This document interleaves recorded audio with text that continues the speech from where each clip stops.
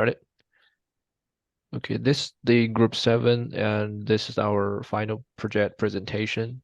And our data is focused on the shooting incidents about New York City. So we firstly is the data pre-processing, and we read in the data and we check the five rows of the data, and we can see there are 21 columns here, and there are a lot of NA cells.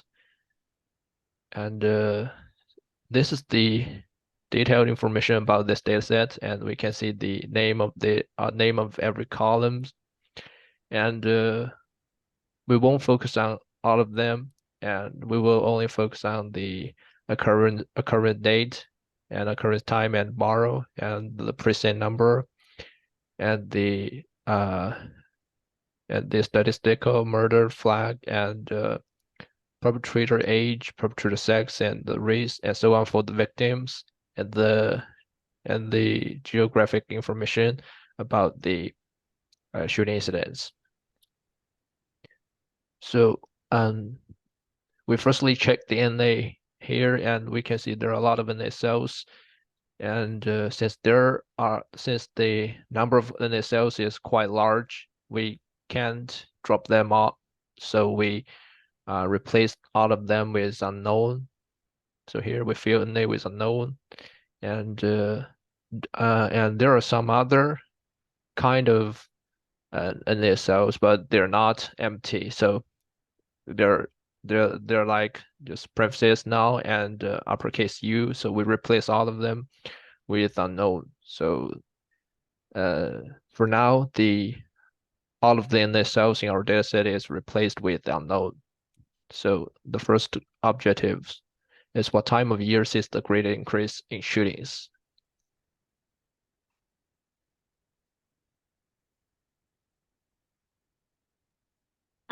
Yeah, so in this one we Sorry. Is that me or is that you? I got lost. So we wanted to identify any trends throughout the year and see if there's any seasonality we could find. So we grouped up our incidents by month. So our data set takes place between 2006 and 2022. And we compared all of them and see if there was a higher frequency in certain months, and there are much more frequent shootings in summer months as compared to winter and spring months. So the next objective that we're trying to look at is which year records the maximum number of shootings. And we pull this information based on the occur date column, in which we're only looking at the year. And we wanted to also graphically look at it in a bar plot that actually shows the increase and the decrease in the number of years. So here we can see that 2006 has the maximum number of shootings with about 2,055 shootings. And this data set sort of ranges between the years 2006 to 2022.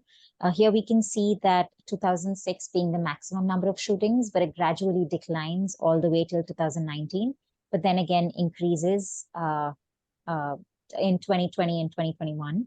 And then you can also again see a decline in 2022. So the next objective is when is the time of crime in a day and in a year. So in order to solve this question, we insert a new column called season, since in different seasons, the time of sunrise and sunset is various. So we determine the time of sunrise, sunset based on the season. So for months, which are March, April, and May, we put them in spring, and June, July, August, we put them in summer, and so on for fall and winter. And for now, we get a column named season. It represents the season of the shooting incident occurred. And then we insert a column called time in the day. So we search the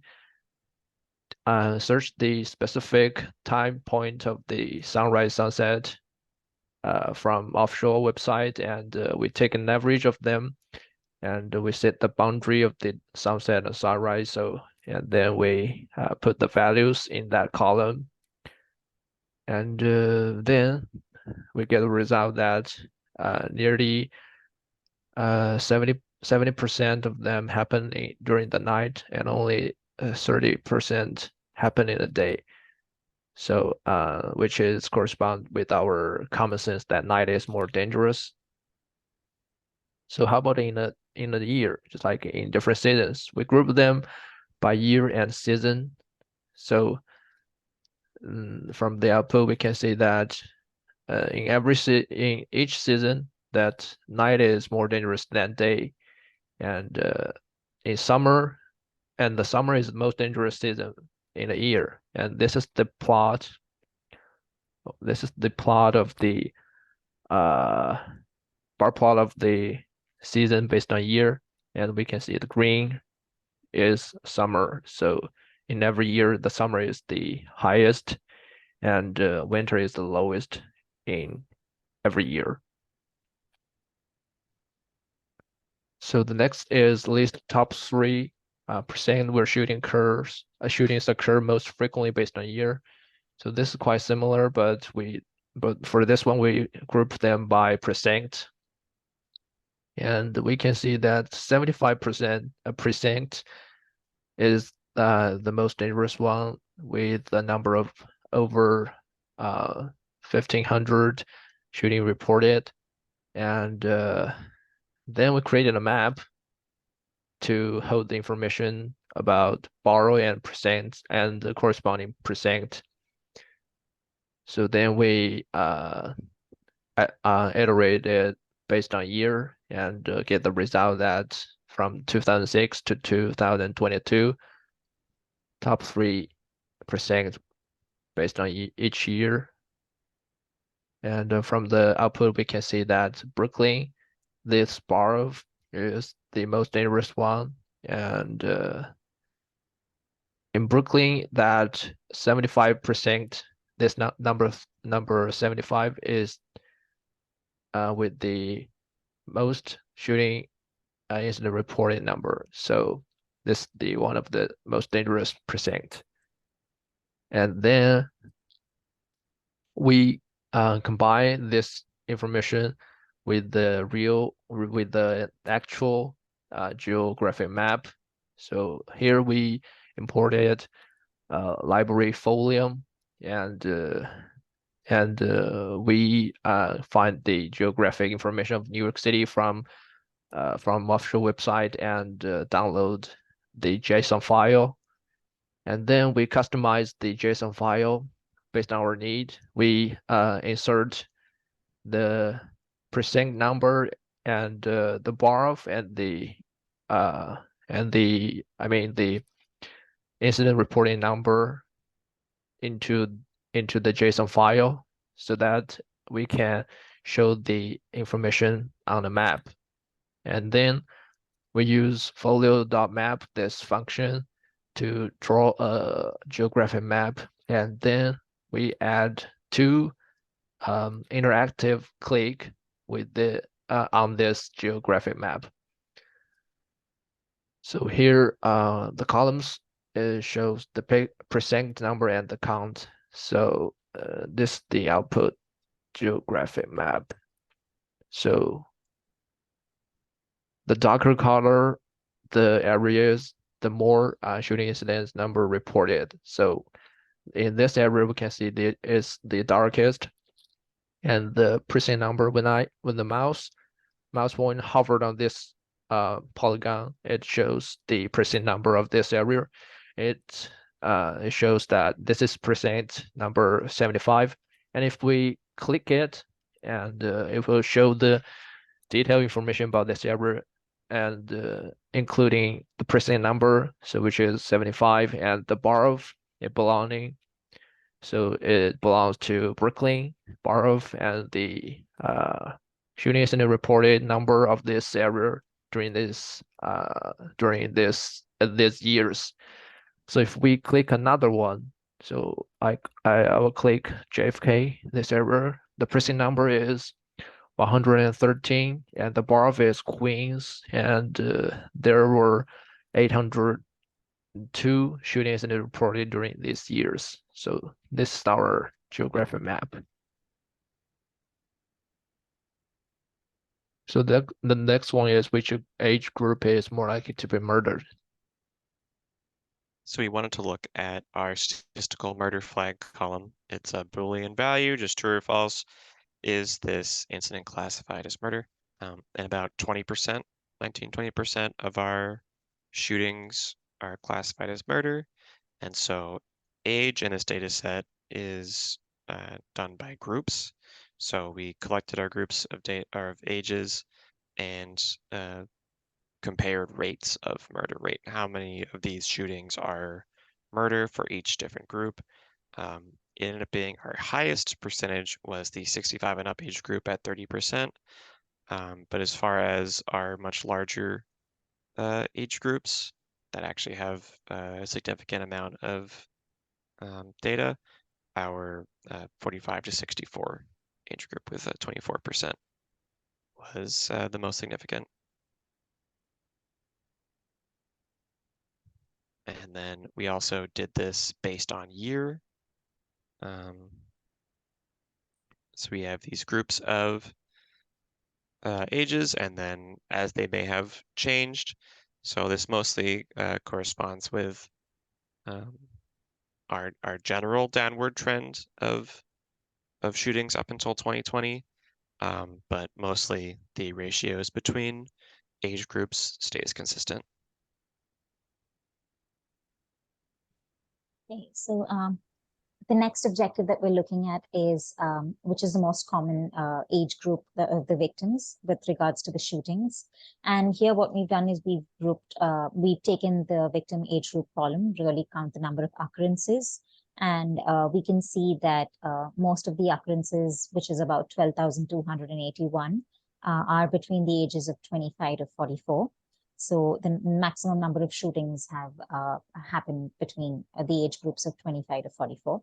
And we went ahead and tried to find out the age group of the perpetrators as well, using pretty much the same code. And we found out that there's not a lot of information based on the perpetrators with regards to their, race, their sex, or their age groups. And because of which we got a lot of unknown, the output came out to be unknown. And in this one, we got about 12,492 occurrences of unknown. We excluded the unknown just to see how many of the perpetrators, what was the age group of the perpetrators. And that came out to be between the ages of 18 to 24 with about 6,222 occurrences. This was sort of alarming because this is a very young age group to be involved in shootings. And then we went ahead to further analyze the genders of the victims and then the genders of the perpetrators. So again, for the genders of the victims, we tried to plot this for the entire data set in a pie chart so that we can get a more clearer idea of how many were men and women. And we found out that 90% were men and 9.6% were women. And what we did is we tried to distribute this information over the number of years in the data set, starting from 2006 all the way to 2022. And this is what we've done. And we can see that the number of men, the number of men involved who were victims of shooting were always on the rise, although there was a drop from 2006 to 2019, but there is again an increase. And between 21 to 22, again, we can see that there is a drop. The number of women who were victims stays pretty consistent, but if you notice, it's actually increasing from 2019 all the way to 2022. We did the same thing for the perpetrators just to get more information on how to handle these shootings. We see that there's 97% male and 2.7% are female. Then we went ahead and to do the same thing for the perpetrators as well. But because most of the information about the perpetrators is unknown, although most of the perpetrators are men, and we can see that with the bar chart, but a lot of the information is unknown and hence inconclusive. then another important aspect of the shootings, what we felt would be to dive into the race of the victims and the perpetrators. Again, for the perpetrators, this information was unknown, but for the victims, when we grouped them based on the race column, we could find that most of the victims were from the African American community.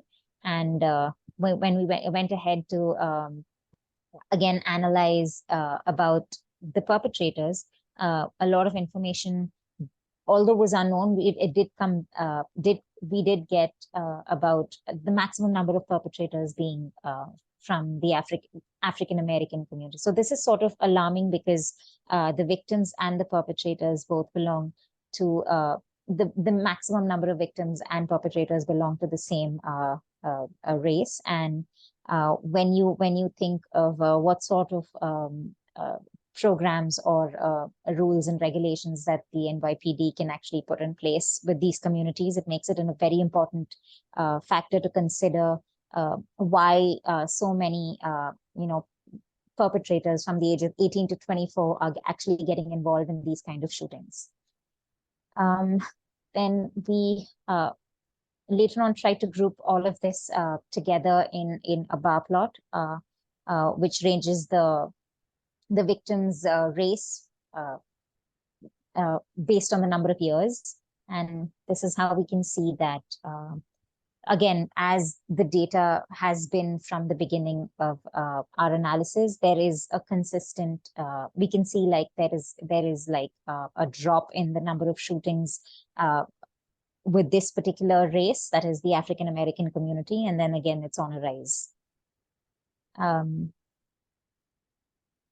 Then again, we see that the perpetrator information, a lot of information is unknown, and because of which we cannot really make that analysis on, whether this information is accurate. But this can also be that, one of the reasons why most of this information is unknown is because a lot of the perpetrators have not been arrested or have not been they have no record of them, and due to which it's all unknown. Now coming to the conclusions on the basis of gender and race, I would say that the importance of gender, especially when it comes to men and women, we don't want the number of shootings for women to increase over the years, and that is in the future.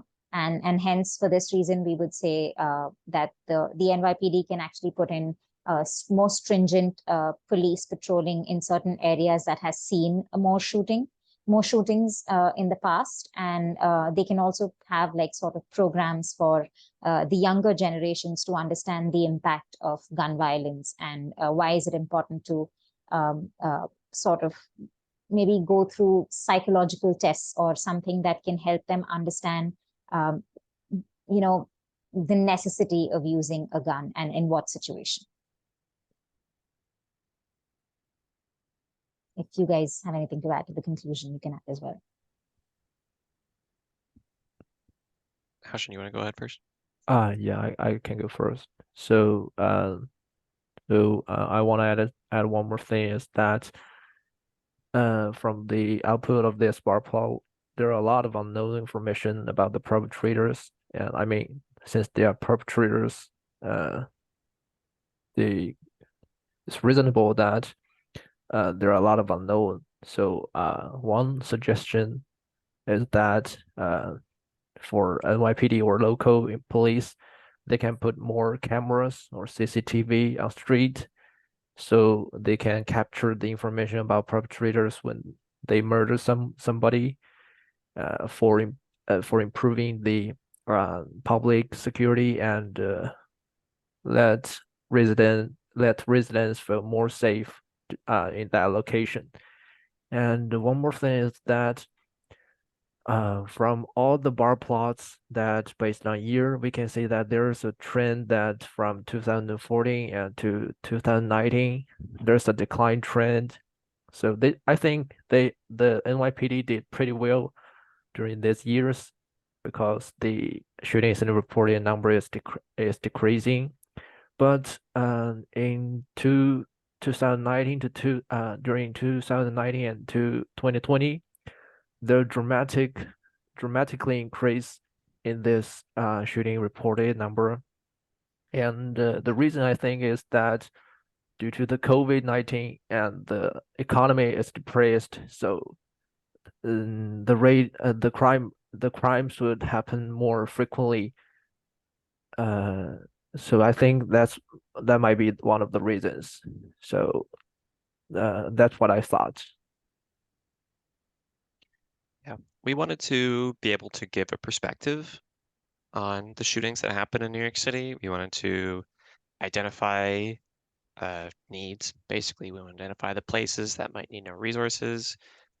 We can see the regions that need it. We need to see that there are certain times that might need it, times in the day, times in the year, and specific communities, both geographically and age-wise and racially, that might need more resources, more assistance, and that there are a lot of trends going on, and that there are a lot of positive forces, like Hashan said before, 2020, but there's a lot of turmoil right now, and it seems that it's heading in a better direction, but we've seen spikes before. So with this, hopefully we can better identify needs and address them preemptively.